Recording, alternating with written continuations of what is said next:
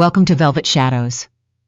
If this is your first time here, hit that subscribe button and drop a comment telling us what city you're watching from. We love seeing where our listeners are tuning in from. Now settle in, because this one is going to stay with you. She packed his things on a Tuesday. Not a dramatic Sunday, not a charged Friday night after too much wine and too many unfinished sentences. A Tuesday. He had been at the office since 6 in the morning, closing a deal that would put his name on 3 floors of a building in downtown Chicago. And when he came home at 11:15, the closet in the master bedroom had a gap in it, the exact width of his life, his suits, his watches, the gray cashmere sweater she used to borrow on cold mornings and never quite return. All of it in 3 boxes, stacked neatly by the door. There was no note. Julian Voss stood in the doorway of his own bedroom for a long time, still in his coat, still holding his keys, and understood that some things don't announce themselves before they end. He was 34 years old. He was worth more money than he could meaningfully spend. And the woman he had married 6 years ago, the woman who laughed too loud at bad movies and kept a secret jar of caramel candies in the 3rd drawer of her nightstand, and once cried at a nature documentary about migrating birds, had left him without the courtesy of a single spoken word. Her name was Rosalind Voss, née Dre, and she was in every measurable way already gone. What Julian knew, in the weeks and months that followed, was this: the divorce had been his mother's idea. He didn't know that then. He learned it later, the way you learn most important things, slowly, reluctantly, through evidence you kept dismissing, because the alternative was too ugly to sit with. His mother, Harriet. No, wait. He remembered his mother's name was something else entirely. Her name was Sylvia. No, her name was Dorothea Voss. Dorothea had never liked Rosalind. She had said so exactly once. At Christmas dinner, the year before the boxes appeared by the door, in the careful voice she used, she wanted something to land without seeming to throw it. She doesn't come from the kind of people who know how to hold on to what they have. That was the sentence. Julian had defended his wife. His mother had smiled the way she always smiled when she'd already decided she was right and the subject had been changed. What Julian did not know, could not have known, was that Dorothea had been speaking to Rosalind for months, private conversations, the content of which he would not learn for 4.5 years. What he knew was that Rosalind filed the paperwork 3 weeks after the Tuesday of the boxes, that she cited irreconcilable differences, which told him nothing, except that a lawyer had filled out the form, that she did not contest anything, not the property, not the accounts, not the name she had carried for 6 years. She wanted nothing from him. She just wanted out. He let her go. He told himself it was because he respected her choice. He told himself this for approximately 4 years before he stopped believing it. The morning Julian Voss walked into the pediatric wing of Northwestern Memorial Hospital, he was there for a ribbon-cutting ceremony. His company had funded a new cardiac unit. There were photographers, a hospital administrator named something forgettable, and a small crowd of staff in scrubs who had been asked to look pleased about the renovation. He was 41 minutes early because his driver had misread the traffic and taken the wrong exit. And so Julian stood in the main lobby with a cup of bad coffee from the vending machine and watched the hospital happen around him. He almost didn't see her. She was coming from the direction of the East Corridor, moving quickly the way hospital staff always move. That particular purposeful stride that means they're already thinking 3 steps ahead. She had a lanyard around her neck and a tablet under one arm, and her hair was shorter than he remembered, cut just above her jaw. It was Rosalind, and beside her, keeping pace with the determined focus of a child who has been told twice already not to run in the hospital, was a little girl. The girl was wearing sneakers with small lights that blinked when she stepped. She had dark hair, and she was maybe 4 years old, possibly 5, and she was holding Rosalind's hand with the particular grip of a child who doesn't actually need the hand, but takes it anyway out of habit and affection. Julian didn't move. The coffee cup was in his hand, and the lobby was full of sound, an intercom, a distant elevator, a man laughing somewhere to his left, and none of it reached him. Rosalind hadn't seen him. She was talking to the girl, leaning slightly to her left, and the girl was saying something back with great conviction. And then Rosalind laughed, That same laugh, too loud, startling in a quiet place, and Julian felt it go through him like a current. He counted. 4 years and 7 months since the Tuesday of the boxes. The girl was 4, maybe 5. The math was not complicated. The math, in fact, was the only thing in that moment that felt concrete and real. He walked across the lobby. He didn't plan to. He was simply moving the way you move toward things that your body has already decided before your mind catches up. Rosalind. She stopped. She turned slowly.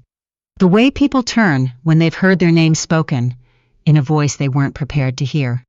Her face went through several things in quick succession. Surprise, then something careful, then a composure so deliberate, it told him everything about how many times she had imagined this moment. Julian. The little girl looked up at him with the direct, unself-conscious assessment of a child who has not yet learned that staring is rude. She had his eyes.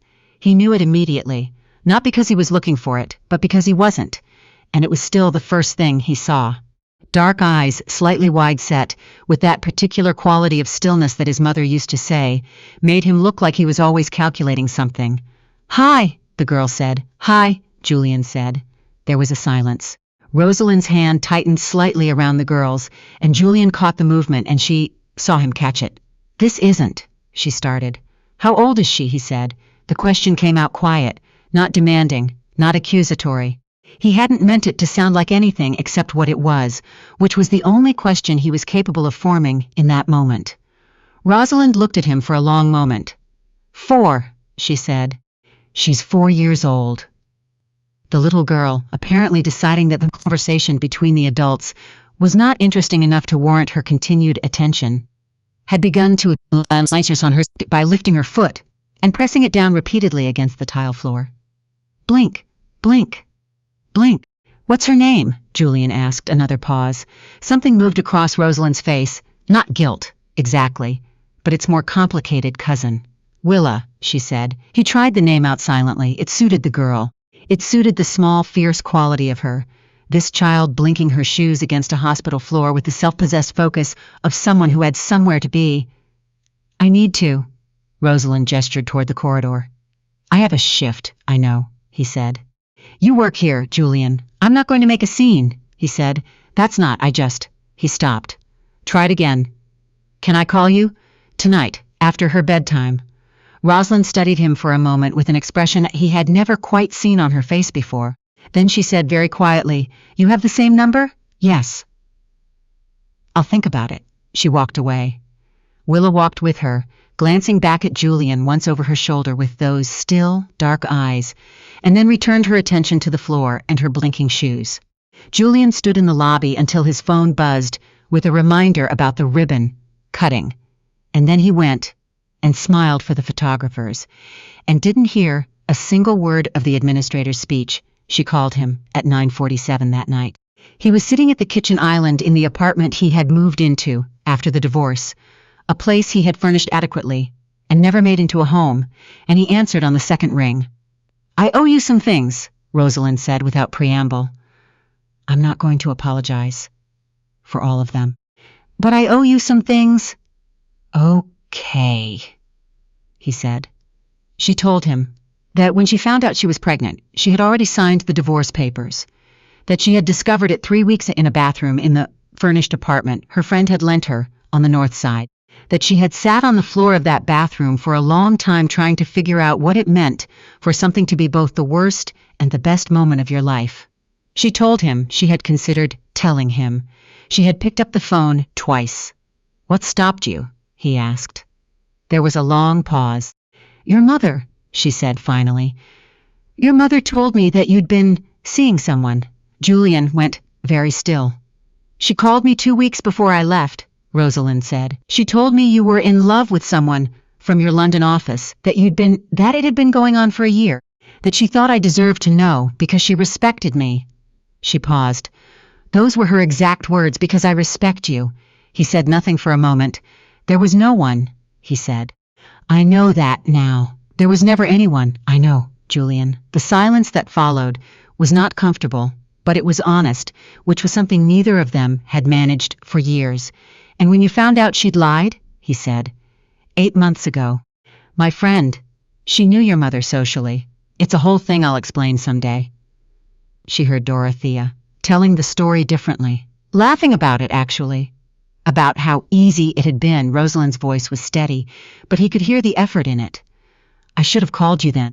I kept telling myself I would. Why didn't you? Because I didn't know if you'd want. She stopped. Willa is 4. She's been the center of my entire world for 4 years. And I didn't know if you coming into that would be good for her, or whether it would be good for you, or whether I even had the right to bring you into something I'd kept you out of for. She's my daughter, Rosalind. Yes, she said. She is.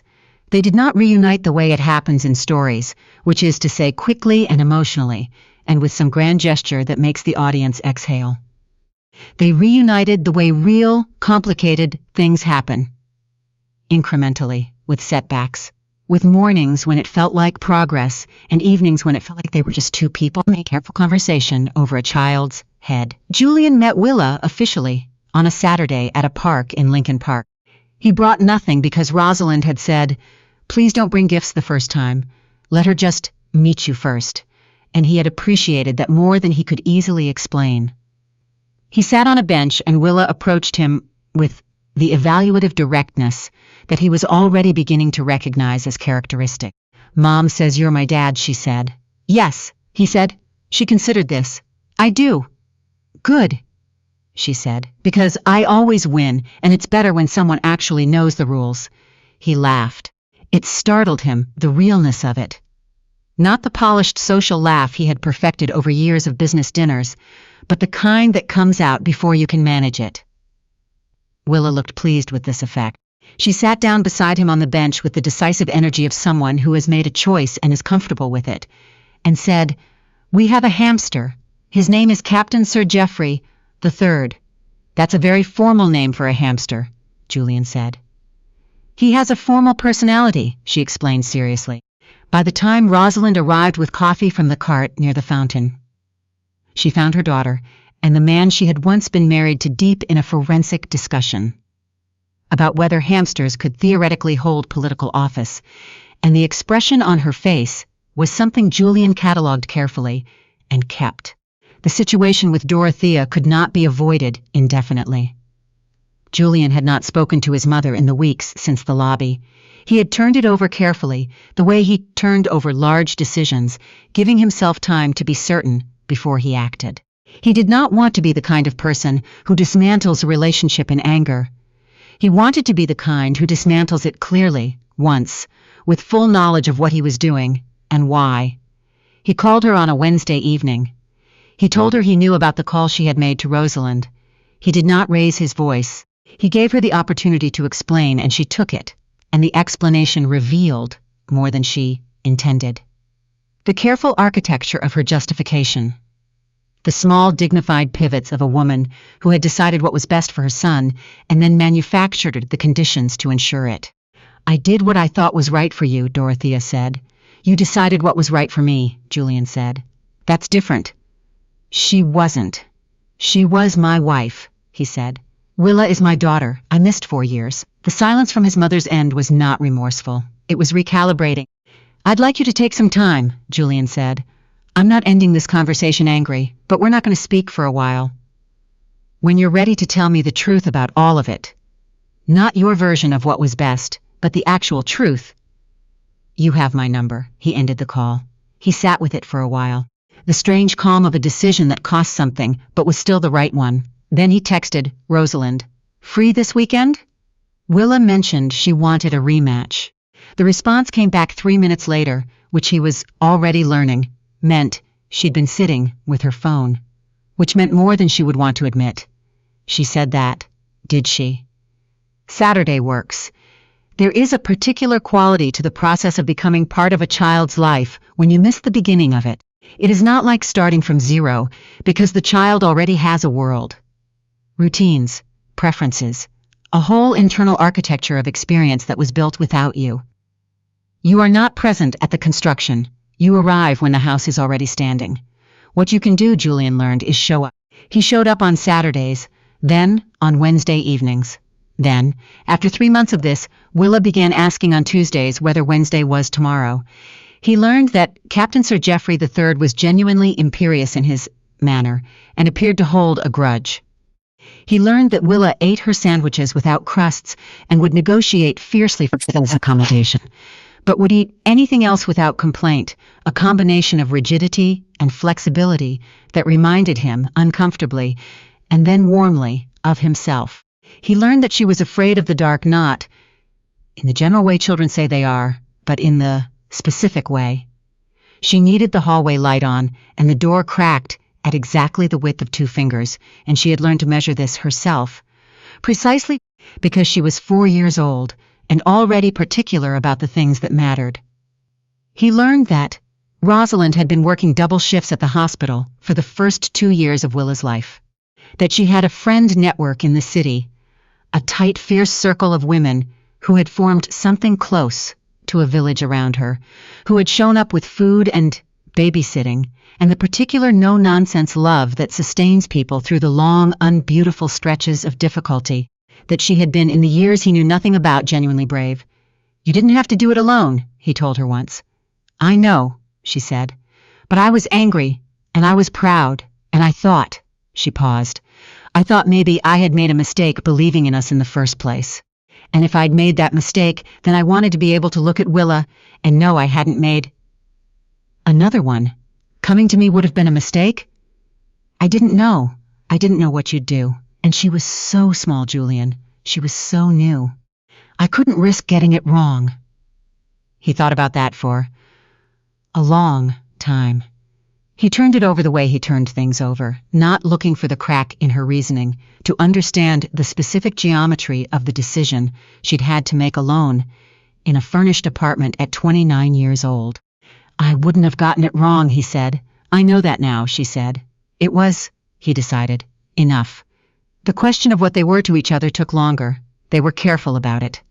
They were careful in the way of people who have already made one expensive error and are not interested in repeating it, which meant they were sometimes so careful that it slowed everything to a kind of suspension. Conversations that arrived at the edge of something and then retreated, evenings that felt like something, and mornings where both of them behaved as though they hadn't. Willa, who was 4, and then 5, and noticed everything, finally said, at breakfast on a Sunday morning when Julian had stood later than intended, "Are you going to live here?" Both adults looked at each other. "We're figuring things out," Rosalind said. "That's what you say when you mean yes, but you're scared," Willa informed her. She returned to her cereal. Julian looked at the table. He looked at the small bowl with the cartoon rabbit on it, and the crayon drawing, taped to the refrigerator, that depicted what appeared to be 3 people and a hamster in front of a house with an impractical number of windows, and the coffee mug Rosalind was holding with both hands, the way she always held things she was thinking about. "She's not wrong," he said. Rosalind looked up. "I'm not proposing anything," he said, carefully, "but I want to be clear that I would like to keep going. Whatever this is, I would like to keep going with it." She looked at him for a long moment, then she set the mug down. "Willa," she said, "yeah, finish your cereal." "I am finishing it," Willa said with precision. Rosalind almost smiled. She looked at Julian again. "We should probably talk about it, properly, when small people are not conducting surveillance." "Tonight?" "Tonight," she agreed. Willa appeared not to be listening, which Julian already understood meant she was listening extremely carefully. She pressed her spoon into her cereal with studied nonchalance and said, to no one in particular, "I'm going to need a bigger room if we get a dog." "We are not getting a dog," Rosalind said. "The hamster agrees with me," Willa said. "The hamster has no opinions." "You have not met this hamster," Julian said, and Rosalind laughed, too loud, startling in the quiet kitchen, the exact same laugh he had heard across the lobby of a hospital 6 months ago and for years before that, and Julian thought, there it is, that's the thing. That was always the thing. That night, after Willa was asleep, with the hallway light on and the door cracked exactly 2 fingers wide, and Captain Sir Geoffrey III had been given his evening pellets, and had received them with the regal indifference he apparently applied to all of life's provisions, Julian and Rosalind sat at the kitchen table with 2 cups of tea going cold between them. They talked for a long time. About what had happened. About what they had both done and failed to do. About the years in between, not to assign weight to them, not to measure who had suffered more or made worse choices, but just to lay them out honestly in a shared space, the way you lay out the contents of a bag you've been carrying too long. Not to throw anything away necessarily, but just to see what's actually there. At some point, Rosalind said, "I'm not the same person I was." "I know," Julian said. "Whatever this becomes, I need it to be built on what's actually here. Not on," she made a small gesture, "not on the grief of what we lost." "I know," he said again. "Do you?" She was looking at him steadily, and he knew she needed a real answer, not a comfortable one. "I think," he said slowly, "that what's here is worth building on. I think Willa thinks so too, and she's a more reliable judge of character than either of us." He paused. "I also think that the grief of what we lost I don't think it's separable from what we have now. She exists because of what we had. You're who you are partly because of what happened. He stopped. Started over. "I'm here not because of what I lost, because of what I keep finding." Rosalind looked at him for a moment. Then she reached across the table and put her hand over his, which was not a small thing, and they both knew it. "Okay," she said. "Okay," he said. "Okay," she said again, in the voice she used when she meant something completely. Outside, the city made its usual sounds. Somewhere in the hallway, a small light burned steadily, keeping the dark at exactly the right distance. And Julian Voss, who had stood in the doorway of his own bedroom 7 years ago, holding his keys and understanding that things end without announcement, understood now, with the same quiet certainty, that some things begin the same way. Not with a declaration. Not with a gesture.